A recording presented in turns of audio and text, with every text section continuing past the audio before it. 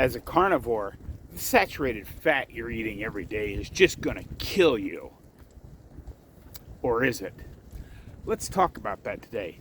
Hello everyone, Semi-Retired Bob here. I talk about the carnivore diet, all things related to the carnivore diet, and miscellaneous odds and ends. If you're new to the channel, welcome. I'm glad you're here. If you're returning to the channel, I'm glad you're here as well. What everyone is watching is you're watching me walk. I know that doesn't seem exciting, but 2.5 years ago I couldn't do this. I could barely stand for a couple minutes. Now I'm out here walking every day. I would like to ask everyone to help me out just a little bit. Hit that thumbs up. Drop down in the comments and say hi, Bob. And if you haven't subscribed yet, please consider subscribing. All these things help me get the word out that it's never too late to change your life. I'm 61 years old, and I'm doing things I couldn't do when I was 40. Like out here walking. Sorry if there's some wind noise on the video today. Not much I can do about that because it's very windy out here. It started off at about 30 degrees this morning, and now it's down to 25. And it's supposed to keep dropping through the day. But it's still good to get out here and get some walking in. But let's go ahead and talk about saturated fat for just a few minutes. Because, you know, it's day 13 of World Carnivore Month. And now that you're just starting to feel a little better, some of you,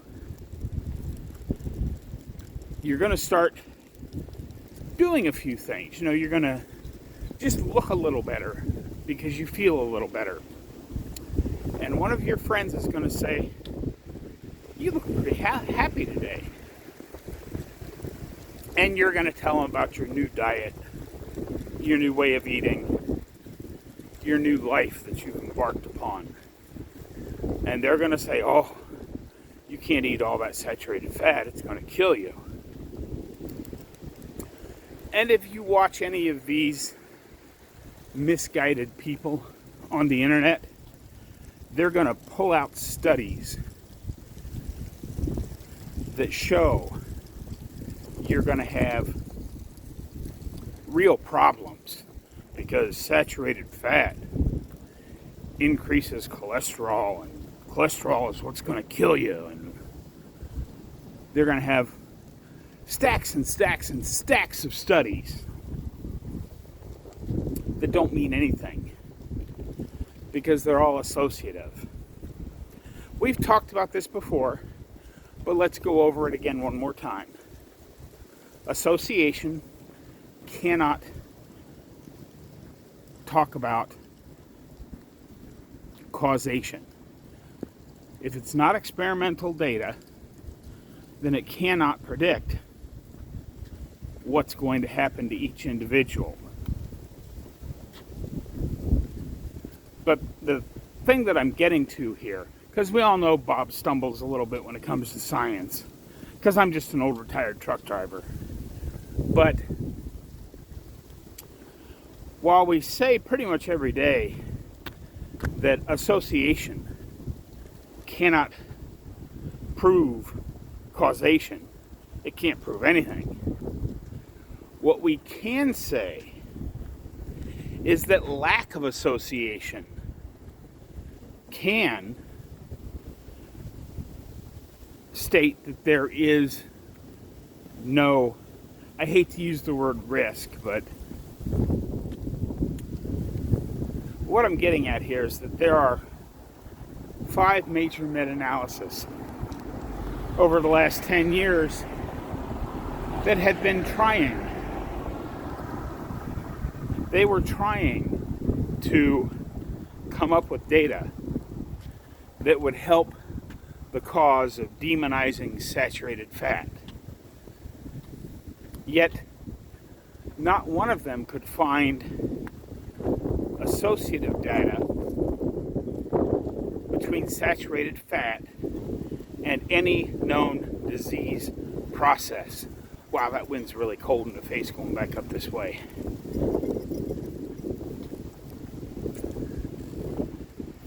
So, there is no association, not even a little, between saturated fat and any known disease process. Now, of course, people are going to jump down in the comments and say, well, what about this study or what about that study? Well, if you're scientifically minded enough to read the studies and you're statistically astute enough to understand what the numbers mean, then by all means, go look at them. You know, we've talked about the way they manipulate statistics many, many times. The best example of that is, you know, with statins. They'll say, oh, statins, they're great. They can reduce your risk of heart disease by 50%. Well, technically they're right, but the actual statistical data shows the difference between 0.5 and 1, which if you extrapolate that out over a standard 100-year lifespan, you might get 8 extra days out of that 0.5%, which they are very happy to call 50%. Is it really worth all of the side effects for that 8 extra days? I don't think so. You'll have to, of course, make your own decisions on that.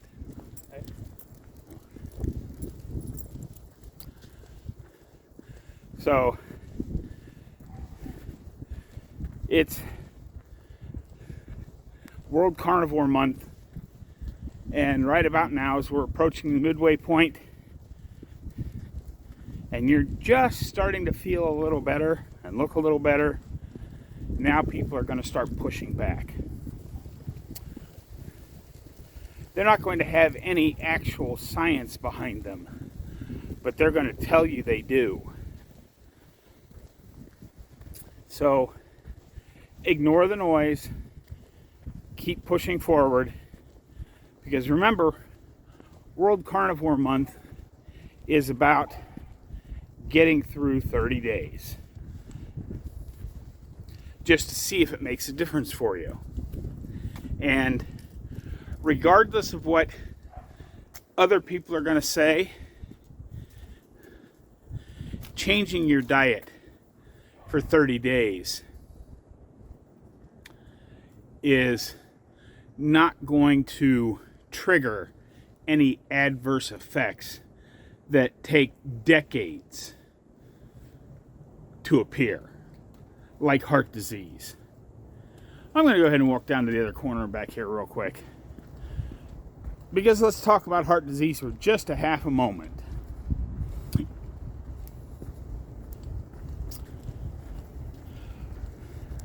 We all know I had a triple bypass surgery, and I'm only N equals 1, just one anecdote.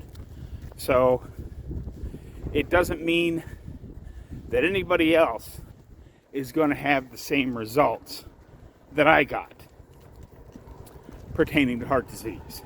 I can't make that claim. It's just an N equals 1 anecdote. But after my triple bypass surgery, my ejection fraction was very low, and my CAC score was still pretty bad. It's still pretty bad today. But the thing to remember, and for those of you that have been keeping track, this little walk that I just took down to the corner when I said I'm going to go take another walk down to the other corner. This is where I walked to on that first day a couple of Septembers ago. That's how far down to the corner and back I went. And that took me, I think it was about a 3.5 or 4 minute video. It took me a long time to get down there and back compared to what I'm doing today. But I had seen a little bit of improvement at my cardiology appointment a 1.5 years ago. But this year, which would have been about 6 months ago now, I've had dramatic improvements. My ejection fraction is back in the normal range,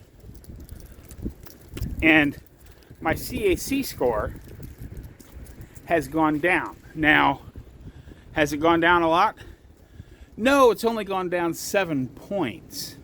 But if we consider that normally people's CAC score goes up 10% every year until, like I had, you need a triple bypass surgery.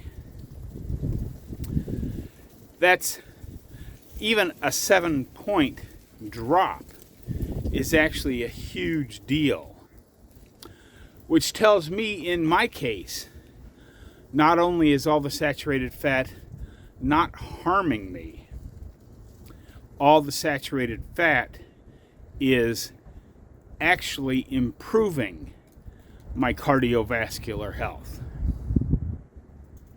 Hopefully some of what I said today made sense. That's what I've got for you today, folks. So don't listen to all the naysayers out there. Just get out there and be 1% better. Today, tomorrow, every day. Have a great day, folks. I'll see you in the next one.